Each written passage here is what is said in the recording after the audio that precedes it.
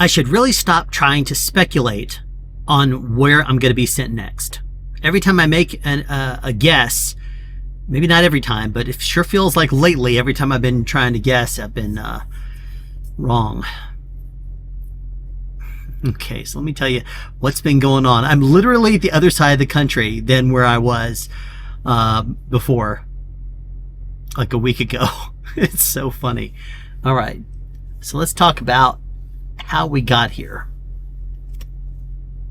It's been 6 days, I think. Because today is Thursday, tomorrow's Friday, and when I did my last entry, it was the end of the day. So the next day I got up and I drove. It was a Friday. So the last day I did this was exactly a week ago. So it was a Thursday. So the next morning, Friday, got up early and I drove 12 minutes and then I was in North Carolina. Continued to drive, hightail it down there from Emporia. Is that where it was? Yeah. Emporia, Virginia. And I drove 634 miles. Best case scenario, made it to Ocala. Now, I got all the way to about 1.5 miles from my exit. And all of a sudden it starts slowing down because it was a traffic jam. There's something going on that exit. It was like, what was it? 354, 254, something like that on 75. Anyway, I was thinking, I'm going to be able to make it all the way there. It's going to be great. And I was. Now, there are two pilots, or a pilot and a Flying J, or two Flying J, something like that, at that exit. And you pull off and go left to both of them. It says either you can go turn left or you can turn right. Once you get off that exit, you go to the left, which is east. And then you can get off, you can turn either left into one or right into one. And the one on the right is about 50, 100 feet or something like that past the one on the left, where the entrance is there. The only reason why I'm mentioning this is because I got a fuel assignment. My fuel assignment that was there for me was, I think, in the Jacksonville area. And I really hate it when it changes and updates my fuel assignments at 3-something a.m. while I'm driving. Because if it changes them and I end up continuing to drive and I pass it, then I violate the fuel assignment. And I know some people may say, well, you know what? If it sends it to you late, then forget it. Who cares?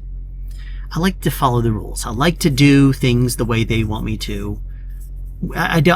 You get a score for your fuel assignments. Right now, I think I'm at 100% because of the way that everything's been assigned. If I've ignored a fuel assignment, then it's because it's too far away and it updates at 3:30 a.m. and gives me a new one. So it's not that I've not passed it. Now, with exception of the ones that have made no sense. The one in Salina, Kansas, where I took off and then 20 miles behind me after I left the next day, it reassigned me to go back 20 miles. I said, no, I'm not doing that.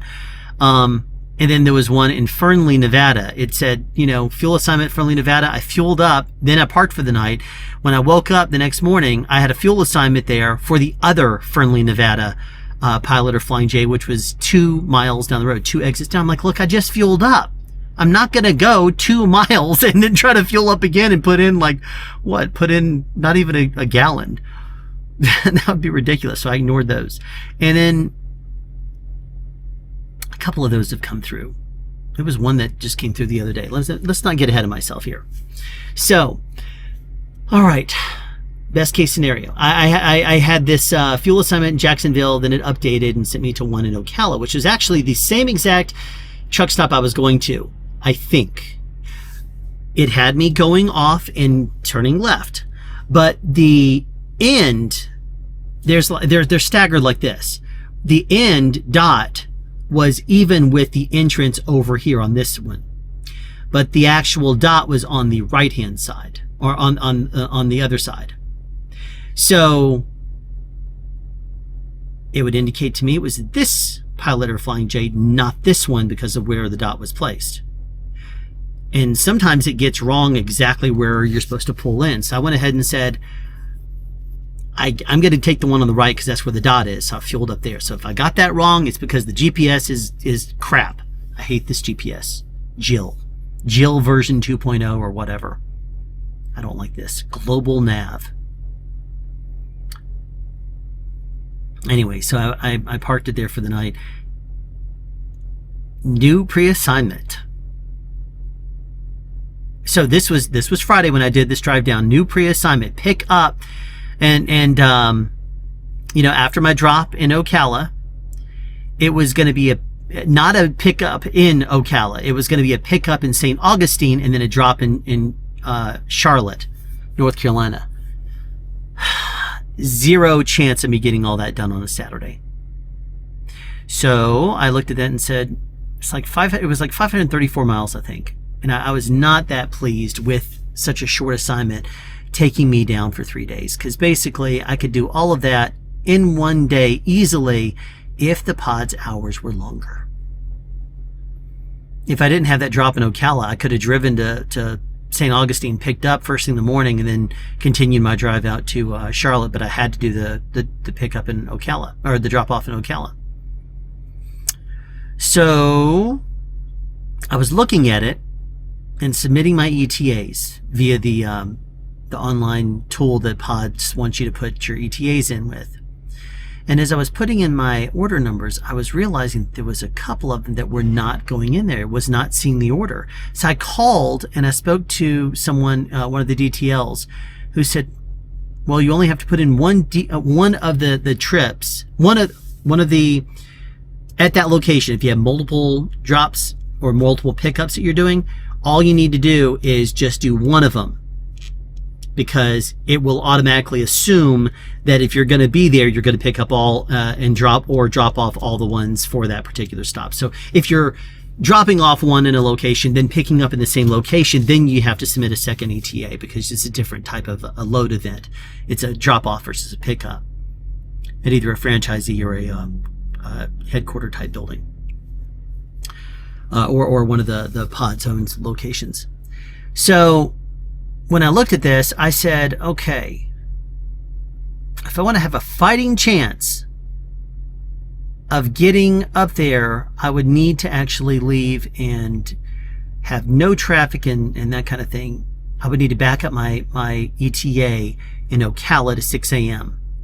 And then I set my ETA in St. Augustine as 9 a.m. It's like just over 100 miles, or about 100 miles, something like that. And I looked at that and said, that's doable, but then I'm not going to be able to make it to Charlotte before they close. But then I looked at it, and on that drive up 95, before I would have to cut over to go to Charlotte, my grandparents live there. So I said, you know what?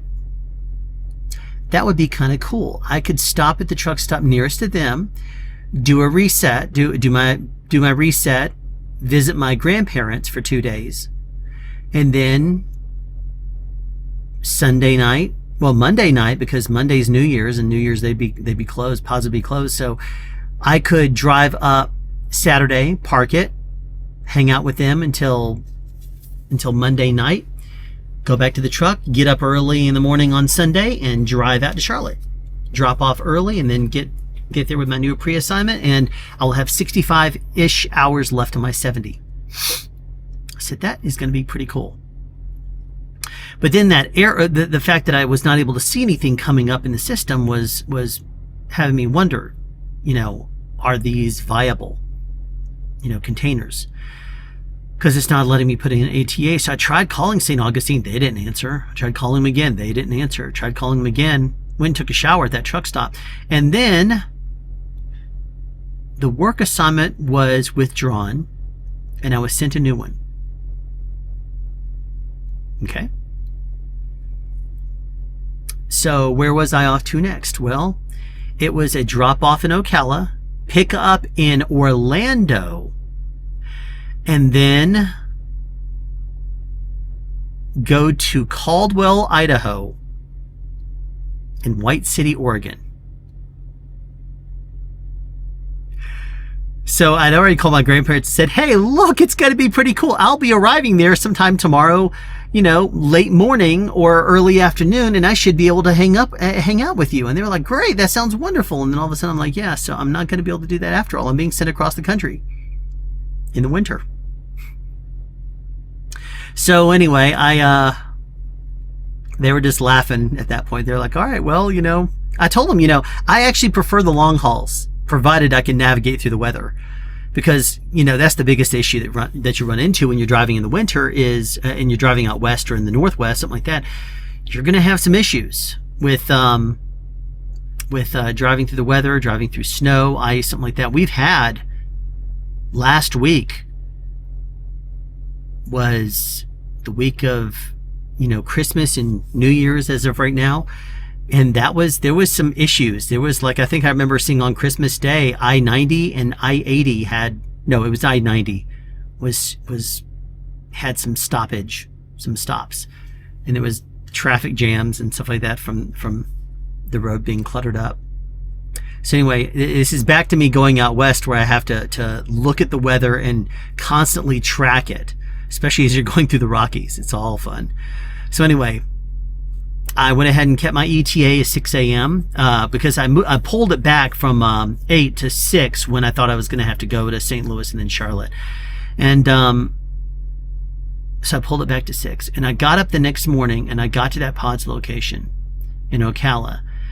And the guy was there a little bit early. And he was not very pleased about that. He was just like, "You're early." And I'm like, a bit.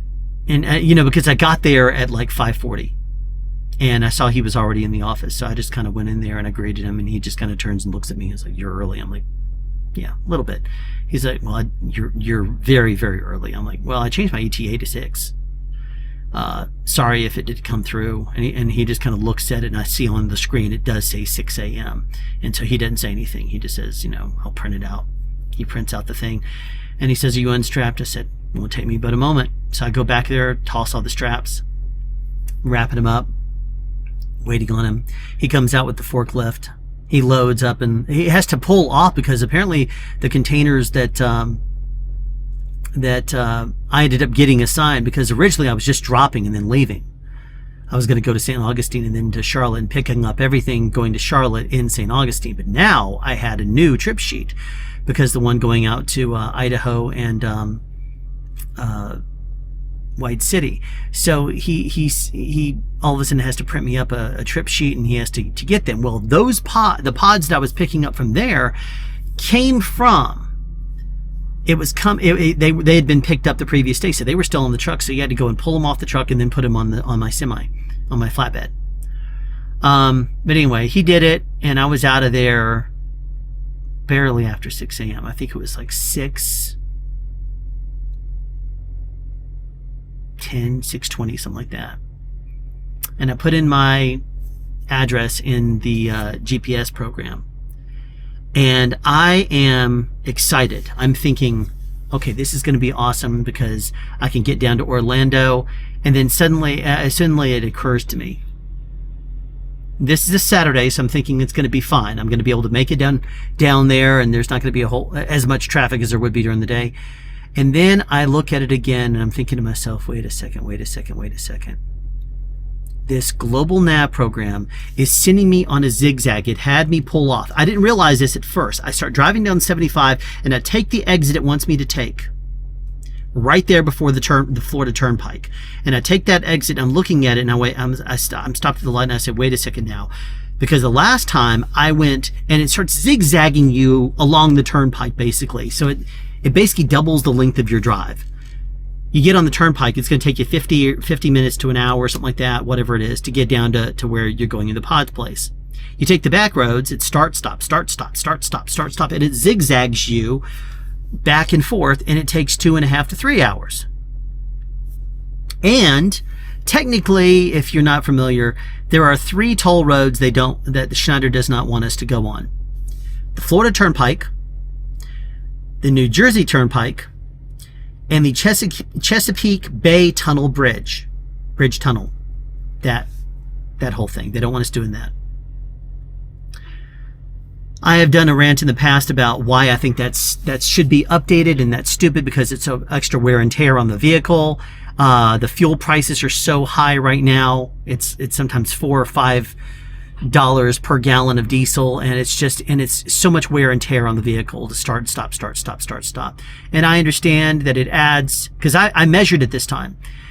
It adds 18 extra mile, or if you take the turnpike, it cuts off about 18 miles from your drive, but it also takes it and reduces the time by like a third. So it also reduces your time down to about an hour as opposed to closer to 3.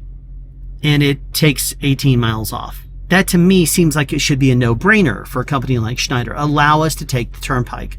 So many other trucking things are. So I took that exit at the turnpike, to take the back roads. And suddenly it occurred to me, the last time I did this, it had me, and this global nav program routed me onto a non-truck route. Well, I looked at that because I was sitting there at a traffic light and I said, all right, this is that exit. Let me at least look at it, because I was like, wait a second. This seems familiar to me where it was routing me. And I shook my head and said, nope, I'm getting right on that turnpike and I'm going to ignore the company policy. I know you hear me say all the time, I'm going to follow the rules. I ignored it because the last time it routed me onto a non-truck route, I asked permission and they gave it to me to take the Florida Turnpike. So at this point, I'm like, you know what? It's stupid for me to zigzag through all these back roads, and when I know full and well it's going to route me back onto the non-truck route, so I'm going to ignore it. I'm going to assume that my permission stands since the GPS is doing the exact same thing it did last time. I'm going to go ahead and just cut to the chase, and I'm going to jump back right on the entrance ramp, jump back on the Florida Turnpike and get there. I got there, did my load up in off of Florida Crown at the Pods location, because there's 2 different ones that I know of in Orlando. And I was talking to this other guy who was going out west also, and he was talking about the weather, and I was talking about the weather, and anyway, they were going slow because apparently they have to load up all of their own trucks. Anytime one of their trucks comes back, they have to stop loading up our semis, and they have to load up their own or unload their own. He loaded up theirs, then he unloaded this other guy, then he unloaded theirs, then he unloaded this other guy, then he unloaded theirs again.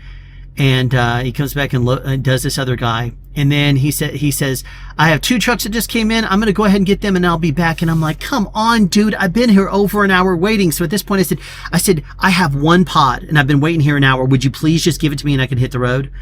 And he's like, yeah, I got you here. And I gave him that paperwork. I'm like, thank you so much. He goes and grabs it, throws it on the truck. I throw the straps and I'm out of there within 10 minutes. I'm like, thank you so much. I understand when they have to take care of their own trucks, but I had been waiting there through so many of their own trucks and other semi drivers that had been waiting for theirs too. You have to stop and wait. Man, it's just so slow. Anyway, the big reason I wanted to get out of there as early as possible, and I asked if he could help me out there, was because I was going to be going straight up north up 75, and up 75 takes me right by my house in the Atlanta area. So what I can do is go straight up 75.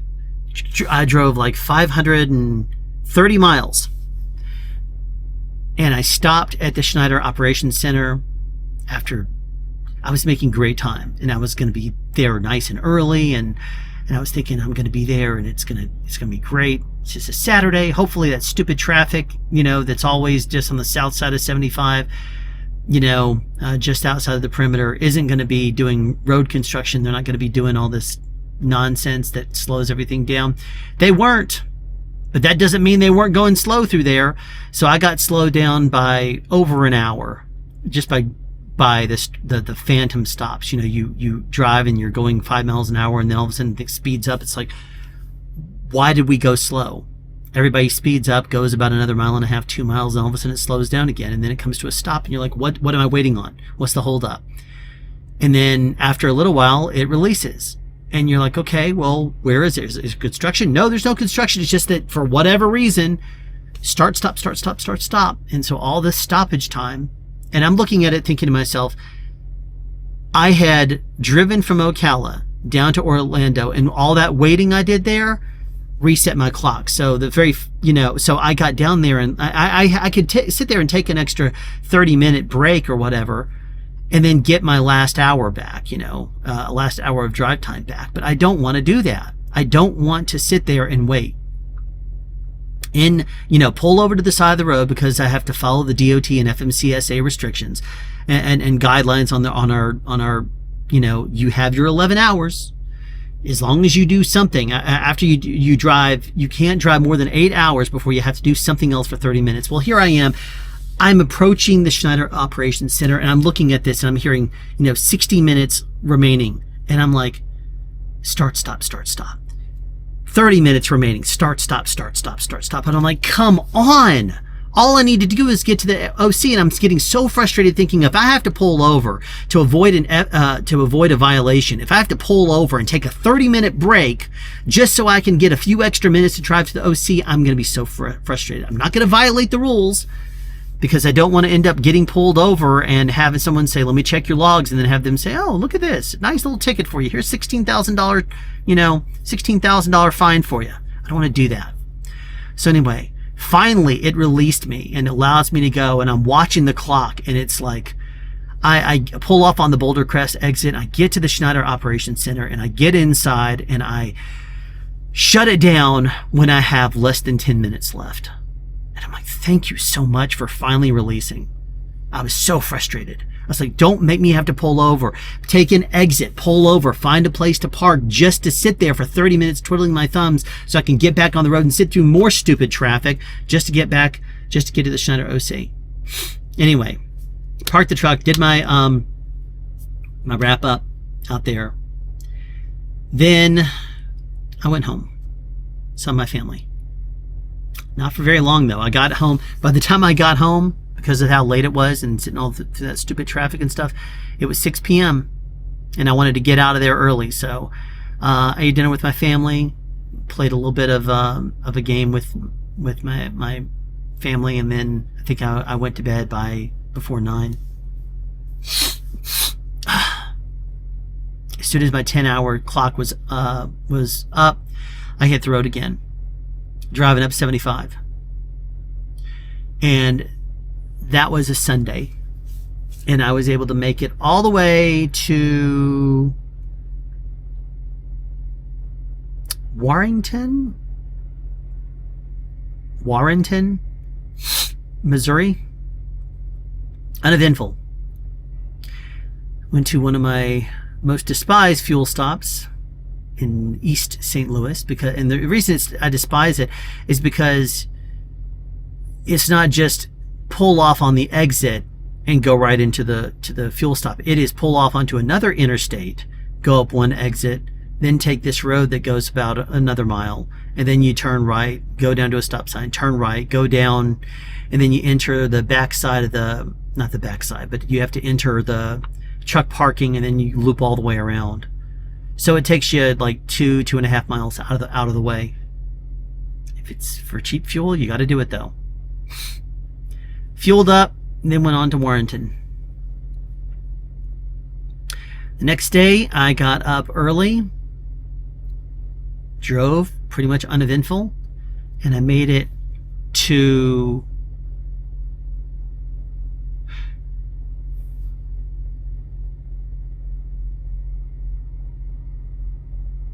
what's the next state over? Nebraska. Grand Island, Nebraska. That's it. And I had to shut down there because I was out of hours. So I drove, and I had planned all this out. So I knew I was going to get to Grand Island, and I had about an hour and a half left on my clock. So I did since it was January 1st at that point. I'd gotten up early the night before. And I left Missouri. I got up and I called, I was in Central Time, but I did a video call with my family, and I got to see them watch the ball drop in New York on their TV, and got a chance to, see them and hang out and watch a little bit of the fireworks show. They always put on Sydney, because Sydney, Australia does a really awesome one. And then I said, all right, well, I'm going to hit the road, because, it's basically someone holding, sitting across the screen from a TV and pointing their phone at it, and it looks like, on your screen that's this big, it looks like this little square and it's blown out. And I'm like, I can't really see the fireworks, so might as well just hit the road. So I said Happy New Year to my family, and then I jumped on the road. Did not see one firework in Central Time as I was driving through Missouri. I saw the sky light up a little bit, just flickered a little bit orangish red. And I was like, oh, cool. Over this hill is going to be fireworks. Nope, not a single one. Whatever. So anyway, I shut down in Grand Island, Nebraska. When I pulled in there, it was single digits, temperature-wise. It's all right, no worries. And I had to shut down there. And that Grand Island, Nebraska, it's a Bosselman, something like that. And they had like a Little Caesars pizzeria. They have a Subway on the inside. They didn't have the regular Pilot pizza, and I really wanted pizza. I was craving it. So I went to Little Caesars, and they were having some drama that morning. They arrived there like 3 hours late, 2 hours late, something like that. And so it was just afternoon, and they were not taking orders. They're like, yeah, we're backed up. We're not taking orders just yet. So I went ahead and went on their website. And instead of just getting one of their $7 pizza, their hot and readies, which weren't hot and ready yet, I went ahead and placed an order for the extra most bestest, is what they call it. It's like extra cheese and extra pepperoni. And it was like $9. And I went ahead and got in their queue. I was their first pizza, supposedly, but they had already made some hot and readies. Anyway, they gave me my pizza. I went to the truck. I ate half of it, which normally I can't eat more than like half of that. Like 2 slices of the regular pizza. And I'm like, oh yeah, I'm good. I'm fine. But I kept looking at it, thinking to myself, you know what? I don't want to waste it. And the fridge is so small. So I went ahead and said, I'll eat half of it. And it's kind of cold in the truck. So I said, you know what? It's single digits. I layered up, just kind of like what I'm doing now, but I left a jacket on and stuff like that, and I let it get kind of cold inside the truck. I even opened up and did some cleaning, so it got really cold inside the truck. And I mean, when I say really cold, I mean I only had it open for 2 minutes while I was blowing things out with the air compressor, but still it was cold. And about later that day, I was like, you know what? I think I want some more pizza, so I went ahead and crammed the rest of it in my system. I was not happy, but I had my air fryer, so it reactivated the pizza and made it good. But the next day, I tell you, I did not want to eat anything. So that was my 24 hours that I had to shut down and not do anything. Next day, I didn't do anything except sit there and watch TV, and I was just like, ugh, feel terrible.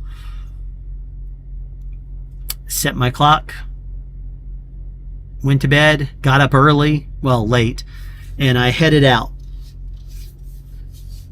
Drove from Grand Island, Nebraska to Little America, Wyoming. That Little America, Wyoming is nice. Oh man, did their restaurant smell good. Now everything is overpriced. I mean, I say, okay, hold on a second. Let me take that back. It is not fair to say something is overpriced for the sake of it being more than what you want to pay. That's not fair. Because if you go to places that are in Alaska, for example, in order to get to some remote villages and go to their Walmarts and their kind of places that they have up there, you can't access their cities by road. You have to access them by airplane.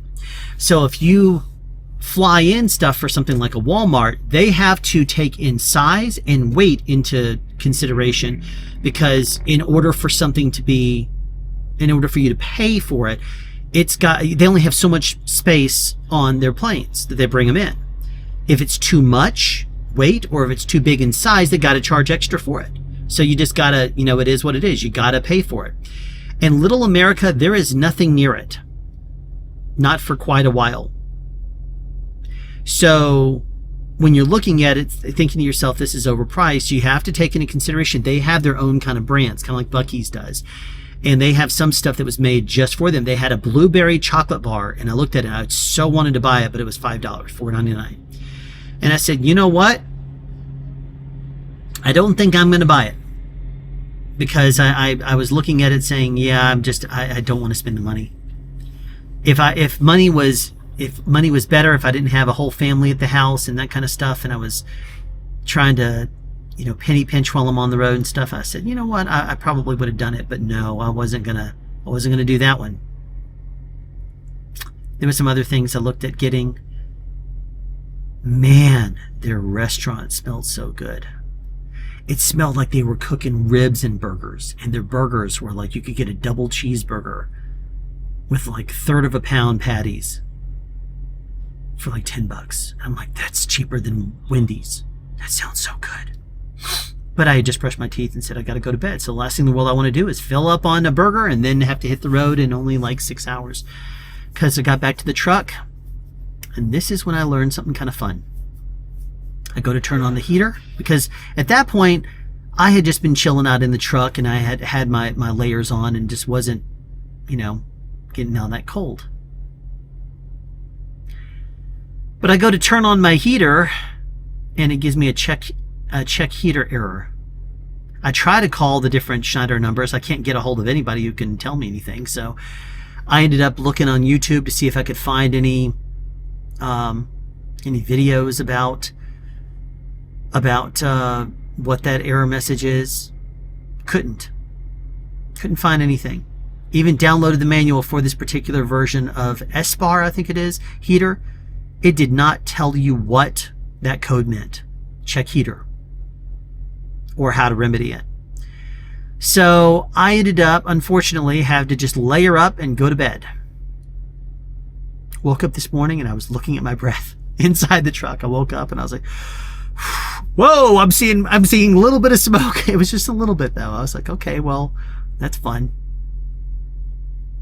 Anyway, got up early, layered up, was a little stiff, drove my 400 and some odd miles to Caldwell, Idaho, did my delivery, and parked here. This is where I am right now. My delivery was about a mile that way, and I'm parked here now. Tomorrow morning I have to get up. There's a little bit of a snowstorm. It's not too bad, because at this time of year, luckily it's warmer than normal temperatures this time of year right now up here. Now on the East Coast, there is a cold front. What do they call it? They're naming it now. It's called something with an E. Elmer or something like that. They said it's like snowstorm. It's big enough now. It's going to affect enough. They're calling it like Elmer or whatever it is. You can probably look it up. As of the time of this recording, it's January 4th? January 4th, 2024. So you can probably look up what the snowstorm was called in North America, in the New York, New Jersey area. So if I basically would have gone from Ocala up there, delivered in Charlotte probably would have sent me up to Cinnaminson, New Jersey again, or I speculate, which I shouldn't do. It probably would have sent me up north, and I would have gotten caught in that storm. Instead, I'm going across America the other way, west. And aside from having no heater, which is why I look like this, I'm layered up under my cloak here. Aside from the fact my heater's not working. Now, I got, after I shut down today, I did not have to go past 8 hours. So I drove, did my delivery, came over here, and I had like 20 minutes left on my drive clock when I went and did my post trip.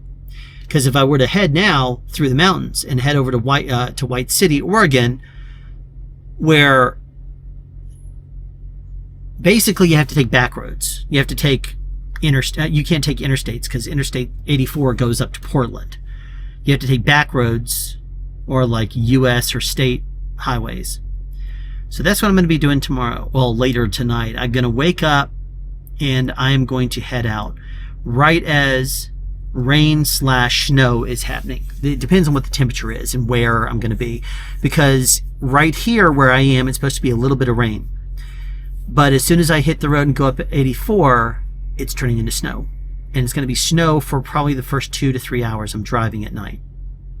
Not whiteout conditions, not going to be anything like that, not going to be dangerous, otherwise I'd wait. But it's going to be sprinkles. It's supposed to accumulate to not even like 0.2 inches by the time I get through the snowy part, because the snow is coming in from the coast. And because it's coming in from the coast, it's going to catch me a little bit. But the temperature is going to be raising. It's hovering right around freezing. So it's around 32 to 35 overnight as you drive through that area of Oregon. So I should get to White City in the morning. I'm anticipating, if I'm delayed a little bit, because my GPS, this global nav thing says it predicts that I'll be there. It'll take me over 10 hours to get there because of the back roads, I'm guessing. Which it doesn't make me happy. I don't like the idea of driving 10 hours just to go 400 and... What is it? 400 and how many miles? It's 459 miles.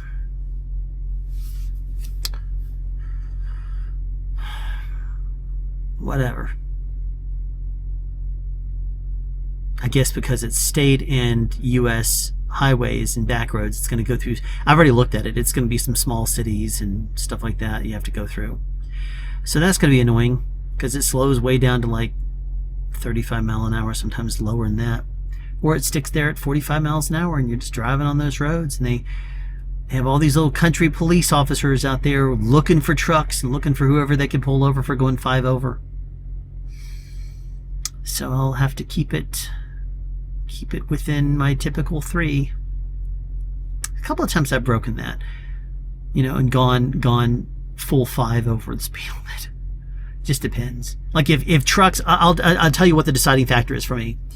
If I'm driving and I'm going 3 over and trucks are flying past me on the left and on the right, I'm like, okay, well, they're flying past me. They're still going 10 to 15 over me. So I speed up just a little bit because, don't want to get rear-ended or have them in their acceleration push a car into me, because the car's going to say, oh, yikes, look at this semi. Those little four-wheelers, they'll zip all over the place anyway. So anyway, that's what I'm doing tomorrow. And then I'm pre-assigned right now to pick up in White City tomorrow. And then I have a must start tomorrow. Must start date, which is tomorrow. And then I'll go to Portland the following day, and then I'll shut down pretty much in, what is it? Something bed. It's like 150 miles or something like that. I think it is east. Maybe it's 200 miles, something like that. But it's right on 84 out of Portland. And when you get to this cross point, you have a choice. You can either go up north up into Idaho and go down 90, or you can stay on 84 and go down south. I'm going to shut down that night right there at the Pilot Flying J right there. Has like 133 parking spaces, I think. I've already looked at it. And at that point, I'm going to have to make a decision.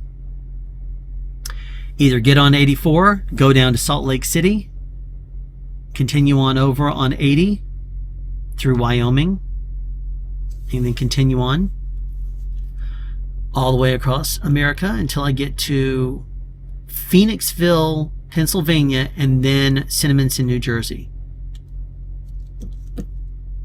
And I should arrive there in a week because I have to shut down again. It is 3,178 miles from White City.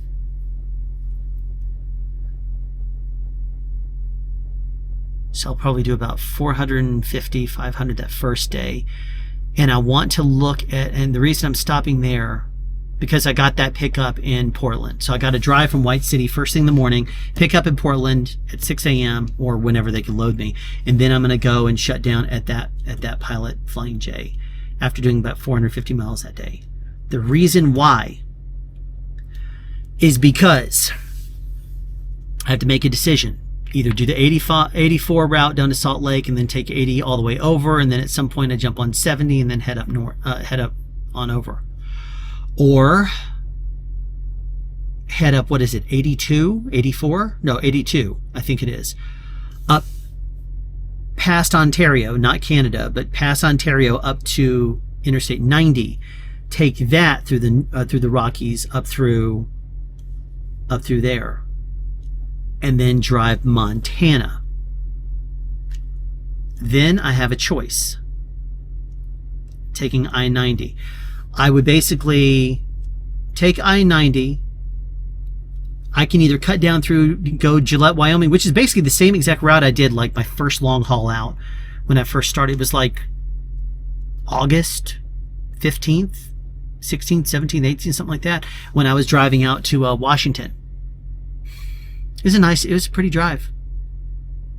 And I have the choice of I have the opportunity to do that. Go the other way and see it in the snow. The thing is, right now on the southern United States, like on I-40, I'm seeing reports now of snow shutting down like twice now, shutting down 40 twice in the Albuquerque area. So I want to get there in 2 days. I'll look at the weather and make a determination on if I want to take the southern route on I-80, keeping in mind that I might end up having some sort of an issue with wind, depending on, Wyoming will stop, and shut down I-80 due to wind or something like that if they want to, or due to weather. If I go I-90, that's north, so I got to start looking at the weather from Canada at that point to see what the weather's going to look like there. And then when you get to the point where it branches off to go to I-94 up through North Dakota, you have to make a choice now, because I could either stay on 90 or go on 94. If I go on 94, there's less construction. There's construction on 90. There's no construction on 94. And it's only like 30 miles longer, because you basically would go up and over and then come down through Wisconsin if I go through North Dakota on 94. And I go down through Wisconsin, and both of them would catch back up and join up again right before Chicago. So I'd have to go around Chicago. So I have to time that to go in the middle of the night. So that way I won't get held up in Chicago. Chicago would be the biggest issue I'd have, because then from there I could just go straight. It would be smooth sailing over from after that. At least that's the way it looks as of right now. Chicago's not a bad city to drive in the middle of the night, I would assume. I've never done it, but that's the big thing I have to make a decision on. I-80, I-84 to I-80, or go up and take the I-90 over to I-70 or I-80, whatever it is. It'd be Michigan. I'd go down, catch up just south of Michigan. So I have to just kind of piece things together, look at it, trip plan. I've already anticipated that I'm going to, whichever way I do, after I get to the pilot, the day I'm picking up in Portland, I will basically stop there. That's when I make my decision. And at that point, I'm going to hit 4 days in a row where I go about 600 miles, plus or minus. Now, I could, if I go the I-80 route, I could go south on 84 at that point, and if I go about 600 miles, I could be at the Schneider Operations Center in Salt Lake City and see if they could fix my heater. So if I choose the I-80 route, I'll do that. See if they can get my heater done before I want to leave. If they can't, then I'll say, okay, well, I gotta leave. I'll have to shut down probably at whenever I do my reset. I got like 3 days, or maybe it's 2 days. As of right now on my clock, I have 49 hours and 44 minutes. I'm anticipating to take just about 10 hours. If I take 10 hours tomorrow, driving down to White City and do my drop and then load up and then stop for the night in White City. If that takes me 11 hours, let's say, with everything I think is what I budgeted, then that will take me down to about 39 hours. Because right now I'm just under 50, so it'll take me down to 39 hours. And then it won't be 9 hours. It will be, it depends on how long I'm waiting there in Portland. But if I leave, drive up, it's only 250 some odd miles, so it's like 4 hours in the middle of the night. Then I stop in Portland let's just say that they're slow and it takes them an hour to catch up. Then I drive 2.5 hours, and then I shut down at the Pilot Flying J that I'm gonna. It's right there at the cross point. I think it's on like 84 and where it starts to branch up, where I could go up in Idaho and then cut over on 90. It's like 82. Is that what it is? 86? Can't remember. One of the two. Just got some decisions to make.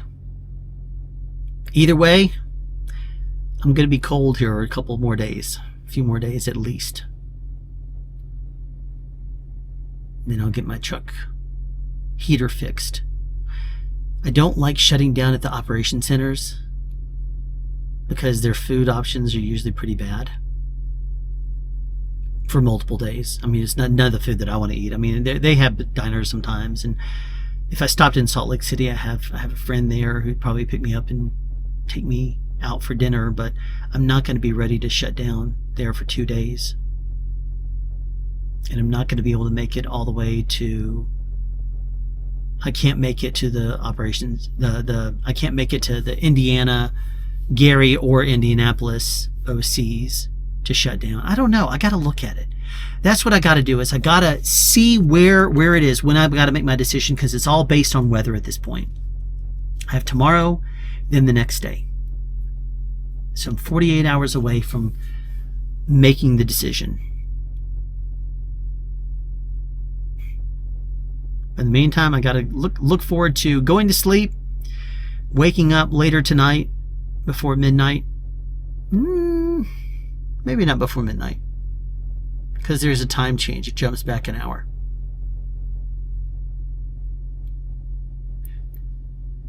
Yeah, I might leave at 1. I might leave at 2. I don't know. I got to look at that too as soon as I get off this stop at the vlog. I've rambled on enough.